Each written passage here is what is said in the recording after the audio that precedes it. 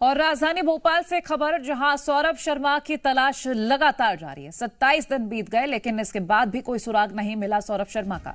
लगातार लोकायुक्त, आईटी और ईडी सौरभ की तलाश में। रेड के बाद से सौरभ शर्मा लगातार फरार चल रहा है। आपको बता दें 19 दिसंबर को लोकायुक्त ने रेड की थी। पत्नी के साथ सौरभ के दुबई में होने की खबर है।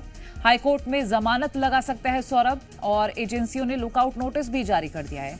तो लोकायुक्त ने 19 तारीख को रेड की थी और वहीं ईडी ने 28 दिसंबर को। तो ये तमाम तस्वीरें सामने आई थी। अब देखना ही होगा कि कब गिरफ्तारी होती है। दीपक द्विवेदी हमारे साथ लाइव जुड़ गए अधिक जानकारी के लिए।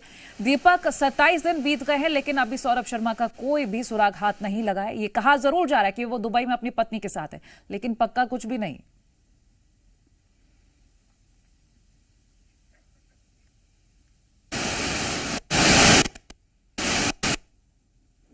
दीपक, मैं आपके पास लौटती हूँ। आपकी आवाज हम तक नहीं पहुंच पा रही है, हम आपसे फिर से जुड़ेंगे, लेकिन इस बीच अपडेट हम साझा कर देते हैं। सौरभ शर्मा 27 दिनों से जिसकी तलाश लगातार जारी है, उसके जो भी करीबी हैं लगातार वहां छापेमारी की जा रही है और कई तथ्य भी सामने आ रहे हैं। लेकिन अब ये देखना होगा कि सौरभ शर्मा सरेंडर करता है या फिर गिरफ्तार किया जाएगा, क्योंकि सूत्रों के हवाले से ये भी तथ्य सामने आए थे कि हो सकता है वो सरेंडर कर दे, लेकिन अभी इस पर पुष्टि नहीं हो पाई है।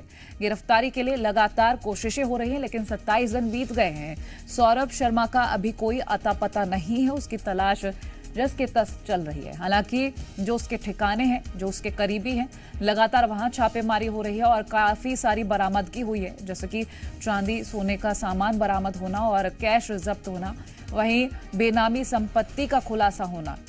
रिश्तेदारों के घरों से कई दस्तावेज मिले। ये भी पता चला कि उसने रिश्तेदारों के नाम पर कई संपत्तियां खरीद रखी थी।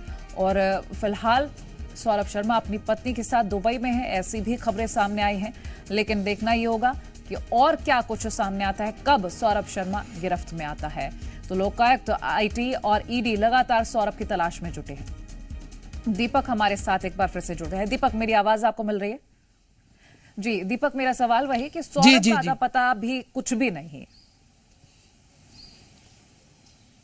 जी, मैं बता दूं कि लगातार जांच एजेंसियां आईटी, ईडी, लोकायुक्त सौरभ के लोकेशन को खंगाल रही है, पर अभी तक किसी भी तरह का सुराग जांच एजेंसियों को नहीं मिला है। इसीलिए जांच एजेंसियां लगातार इस पूरे मामले को लेकर अभी उसके लोकेशन को तो ट्रेस करने में लगी हुई है। हालांकि लुकआउट नोटिस भी जारी किया गया था और यह बात सामने आई थी कि सौरभ शर्मा अपनी पत्नी के साथ दुबई में है, और इससे पहले भी उसने अग्रिम जमानत लगाई थी। पर जब हमने उनके वकील से बात की तो उन्होंने कहा कि अब हाईकोर्ट का दरवाजा उसकी अग्रिम जमानत के लिए खटखटाएंगे और यह देखना होगा कि आखिरकार उन्हें हाईकोर्ट से भी जमानत मिलती है या नहीं। लगातार सौरभ शर्मा की जांच को लेकर सभी एजेंसियां सक्रिय हैं और एयरपोर्ट तक पे भी एजेंसियां अपनी नजर बनाए हुए, जिसके चलते यदि जब भी सौरभ शर्मा भारत यदि पहुंचता है तो उसके ऊपर कार्रवाई की जाएगी। अब यह अता पता नहीं है कि वो भारत में है कि विदेश में है। तमाम जांच एजेंसियां हालांकि लगी हुई है कि सौरभ शर्मा की लोकेशन मिल जाए, पर कोई भी सुराग अभी तक सौरभ शर्मा का नहीं मिल पाया है। करोड़ों का धन कुबेर निकला था सौरभ शर्मा, उसके बावजूद आज 27 दिन बीत गए हैं और एजेंसियों की